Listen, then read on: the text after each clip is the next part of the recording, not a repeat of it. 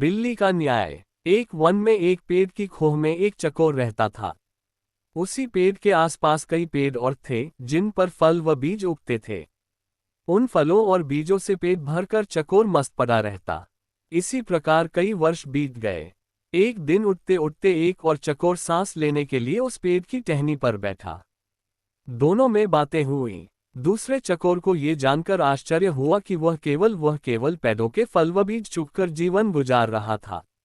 दूसरे ने उसे बताया, भाई, दुनिया में खाने के लिए केवल फल और बीज ही नहीं होते और भी कई स्वादिष्ट चीजें हैं।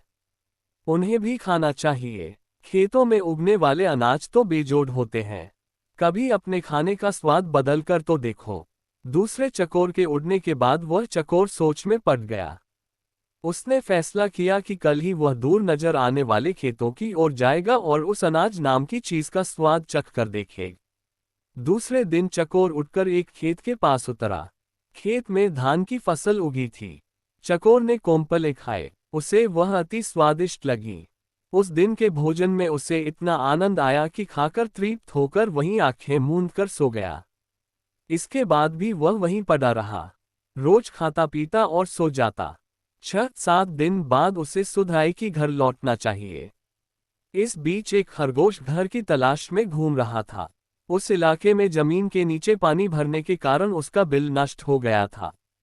वह उसी चकोर वाले पेड़ के पास आया और उसे खाली पाकर उसने उस पर अधिकार जमा लिया और वहां रहने लगा। जब चकोर वापस लौटा तो उसने पाया कि उसके घर पर तो किसी और का कब्जा हो गया है। चकोर क्रोधित होकर बोला, ए भाई, तू कौन है और मेरे घर में क्या कर रहा है? खरगोश ने दांत दिखाकर कहा, मैं इस घर का मालिक हूं। मैं 7 दिन से यहां रह रहा हूं, ये घर मेरा है। चकोर गुस्से से फट पड़ा, 7 दिन? भाई, मैं इस खोह में कई वर्षों से रह रहा हूं। किसी भी आसपास के पंछी या चौपाए से पूछ ले। खरगोश चकोर की बाटा काटता हुआ बोला, सीधी सी बात है। मैं यहाँ आया, ये खोह खाली पड़ी थी और मैं यहाँ बस गया, मैं क्यों अब पड़ोसियों से पूछता फिरूं?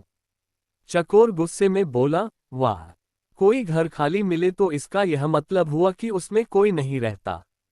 मैं आखिरी बार कह रहा हूं कि शराफत से मेरा घर खाली कर दे वना।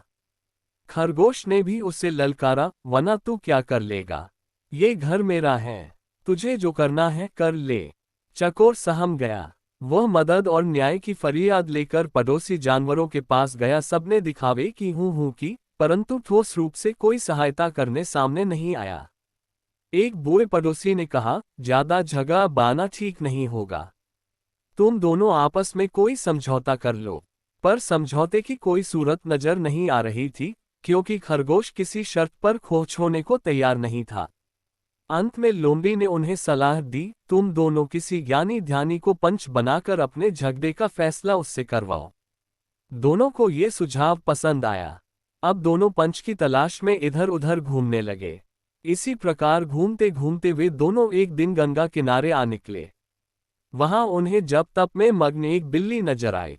बिल्ली के माथे पर तिलक था, गले में जनेऊ और हाथ में माला लिए मृगछाल पर बैठी वह पूरी तपस्विनी लग रही थी। उसे देखकर चकोर व खरगोश खुशी से उछल पड़े। उन्हें भला इससे अच्छा ज्ञानी ध्यानी कहाँ मिलेगा? खरगोश ने कहा, चकोर जी, क्यों न हम इससे अपने झगड़े का फैसला करवाएं? चकोर पर भी बिल्ली का अच्छा प्रभाव पड़ा था, पर वह जरा घबराया हुआ था। चकोर बोला, मुझे कोई आपत्ति नहीं है, पर हमें जरा सावधान रहना चाहिए। खरगोश पर तो बिल्ली का जादू चल गया था। उसने कहा, अरे नहीं, देखते नहीं हो, ये बिल्ली सांसारिक मोह माया त्याग कर तपस्विनी बन गई हैं।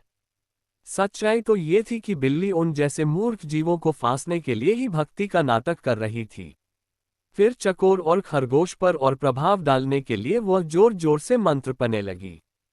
खरगोश और चकोर ने उसके निकट आकर हाथ जोड़कर जयकारा लगाया, जय माता दी। माता को प्रणाम। बिल्ली ने मुस्कुराते हुए धीरे से अपनी आंखें खोली और आशीर्वाद दिया, आयुष्मान भव। तुम दोनों के चेहरों पर चिंता की लकीरें हैं। क्या कष्ट है तुम्हें, बच्चों? चकोर ने विनती की, माता, हम दोनों के बीच एक झगड़ा है। हम चाहते हैं कि आप उसका फैसला करें। बिल्ली ने पलकें झपकाई, हरे राम हरे राम। तुम्हें झगड़ना नहीं चाहिए, प्रेम और शांति से रहो। उसने उपदेश दिया और बोली, खैर बताओ तुम्हारा झगड़ा क्या है। चकोर ने मामला बताया। खरगोश ने अपनी बात कहने के लिए मुंह खोला ही था कि बिल्ली ने पंजा उठाकर रोका और बोली, बच्चों, मैं काफी बुरी हूं, ठीक से सुनाई नहीं देता। आंखें भी कमजोर हैं, इसलिए तुम दोनों मेरे निकट आकर मेरे कान में जोर से अपनी अपनी बात कहो ताकि मैं झगड़े का कारण जान सकूं और तुम दोनों को न्याय दे सकूं। जय सिया राम। वे दोनों भगतिन बिल्ली के बिल्कुल निकट आ गए ताकि उसके कानों में अपनी अपनी बात कह सके। बिल्ली को इसी अवसर की तलाश थी। उसने म्याऊं की आवाज लगाई और एक ही झपट्टे में खरगोश और चकोर का काम तमाम कर दिया। फिर वह आराम से उन्हें खाने लगी। वे दोनों भगतिन बिल्ली के बिल्कुल निकट आ गए ताकि उसके कानों में अपनी अपनी बात कह सके।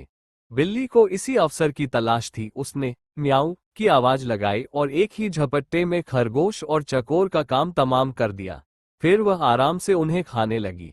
सीख 2 के झगड़े में तीसरे का ही फायदा होता है, इसलिए झगड़ों से दूर रहो।